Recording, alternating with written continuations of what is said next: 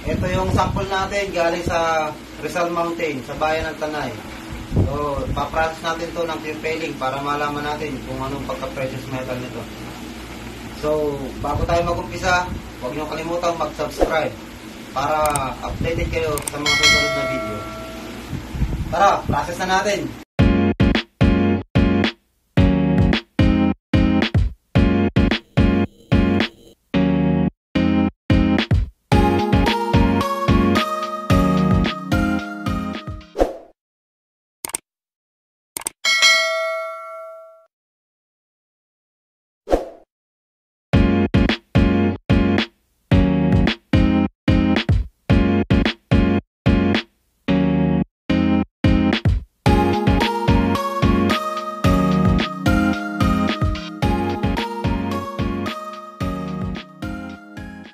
One eternity later. So mga ka-miners, ito po yung kinalabasan ng gold natin guys na sinalang natin. Ito po yung kabuuan po lahat na.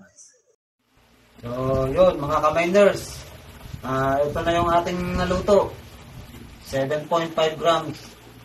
So, alamin natin kung ano ang pagkaginto nito. Kung anong karat. So, testingin muna natin kung anong metal pala. Kung anong metal nito. Kung ito ba'y ginto at kung anong karat. So, testingin natin. Tutukan mo kaya tayo. Dito, lapit mo.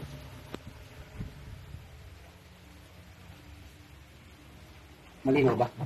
Ha?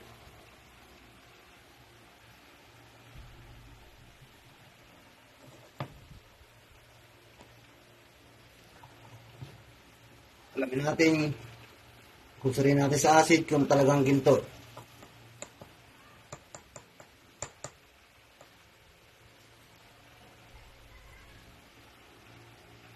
So, yun mga ka-miners.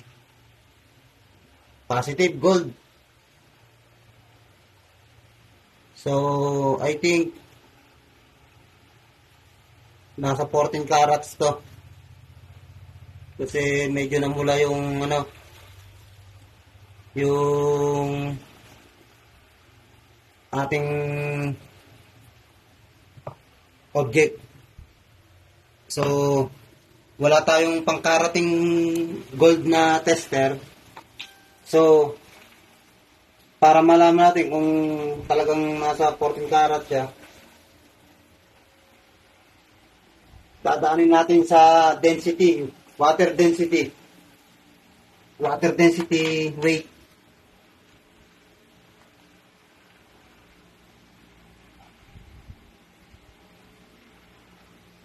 So,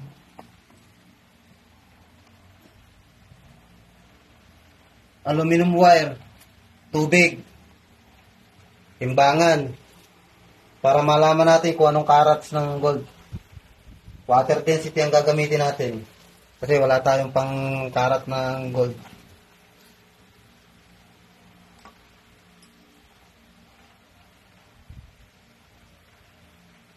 So, alamin natin ang water density niya.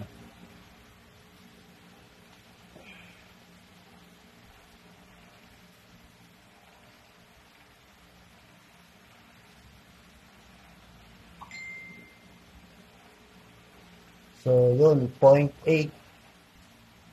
0.8. Ngayon nakuha natin yung water density niya, 0.8. So, dito. Okay. Sige dyan.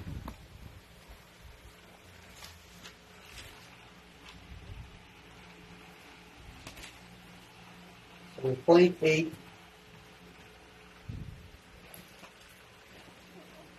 0.8 water density.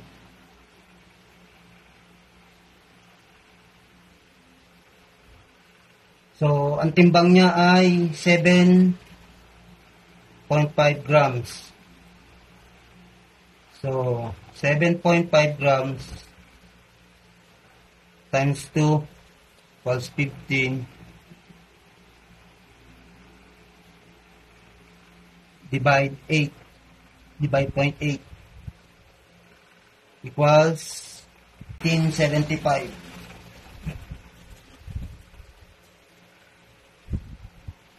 So, titingnan natin sa water density, 18.75. So, hanapin natin kung saan siya nakaanong metal. So, ang nakalagay dito, 18.6, 18.24. So, sa 24 carats, pero times to natin yung weight. So, yung 15, i-multiply naman natin sa 0.8 equals 15 divide 1.2 equals 0.8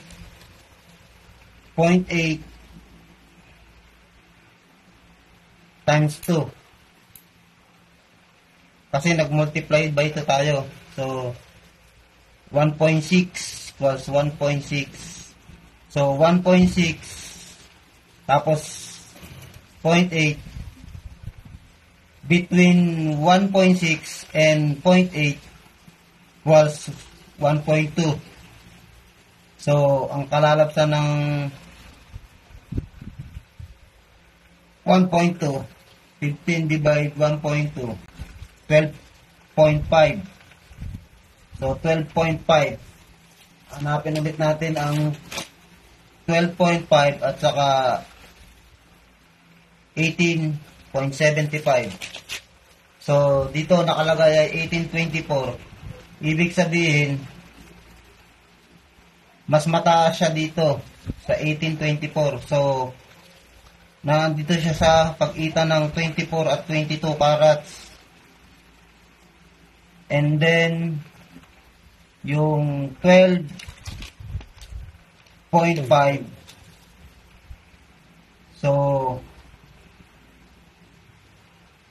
ito, nandito naman sa pagitan ng 14 at saka 12.5. No. Nandito siya sa pagitan ng 14 at saka ng 10 carats. So, pagsasalubungin din natin between 23 and 12 carats, 19 carats.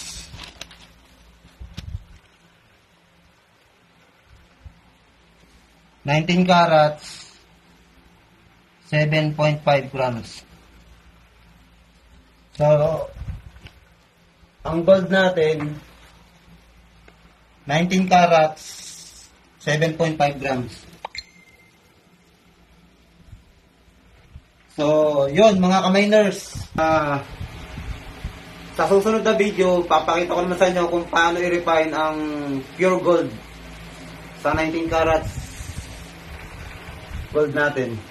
So, yun lang. Hanggang sa muli. Huwag nyo kakalimutan mag-subscribe para updated kayo sa mga susunod na video. Thanks for watching.